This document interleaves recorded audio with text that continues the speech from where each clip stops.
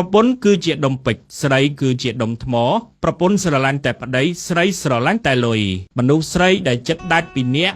នាងនឹងចាប់ដើមបញ្ចេញ3សញ្ញានេះមនុស្សស្រីភាគច្រើននាងពូកែទួនណាស់បើសិនជានាងនៅផ្ដល់ឱកាសឲ្យនាង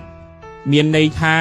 នាងនៅស្រឡាញ់នាងប៉ុន្តែបើសិននាងផ្ដល់ឱកាសឲ្យអ្នកហើយ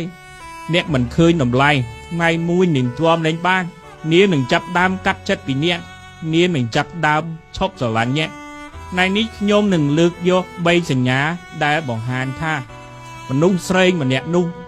គេចាប់ដើមកាត់ចិត្តគេចាប់ដើមចិត្តដាច់ពីមនុស្សប្រុសហើយសញ្ញាទី1នាងនឹងលែងនិយាយច្រើនដូចមុំហើយមនុស្សប្រុសត្រូវចាំតិចពេលដែលមនុស្សស្រីនៅមាត់នៅស្ដីនៅរអ៊ូអញមានន័យថាមាននៅស្រឡាញ់អ្នកបើថ្ងៃមួយនាងឃើញអ្នកស្ងៀមស្ងាត់ឈប់មាត់ឈប់រអ៊ូឈប់ស្ដីឲ្យញៀននោះមានន័យថានាងចាប់ដើមឆ្អែតចិត្តជាមួយអ្នកហើយពីព្រោះនាងគិតថាសំបីរបស់នាងដែលនិយាយទៅអ្នកវាគ្មានន័យវាមិនចូលទៅជាអ្នកសោះឡើយទើបនាងលេងខ្បងលេងនិយាយពីអ្នកហើយសញ្ញាទី2អ្នកចង់ទៅណាក៏ទៅលេងដេញដោលេងស៊ូ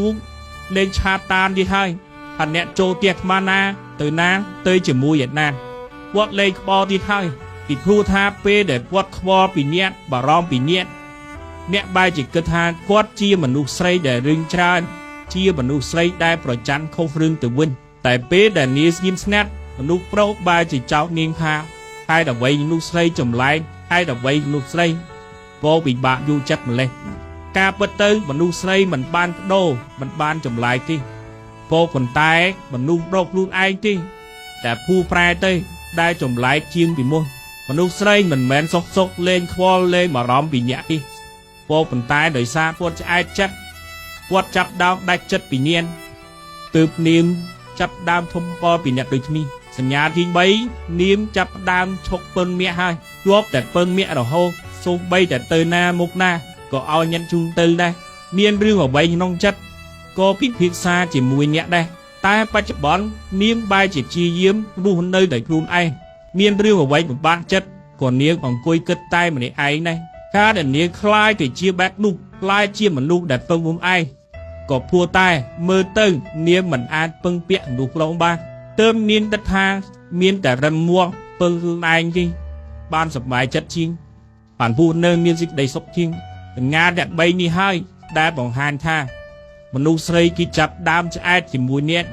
គេចាប់ដើមអស់ចិត្តចាប់ដើមកាត់ចិត្តពីអ្នកហើយមនុស្សប្រុសដែលកំពុងមើលវីដេអូនេះបើសិនជាអ្នកនៅជាមួយមនុស្សស្រីឃើញនាងមានអាការៈបែបនេះ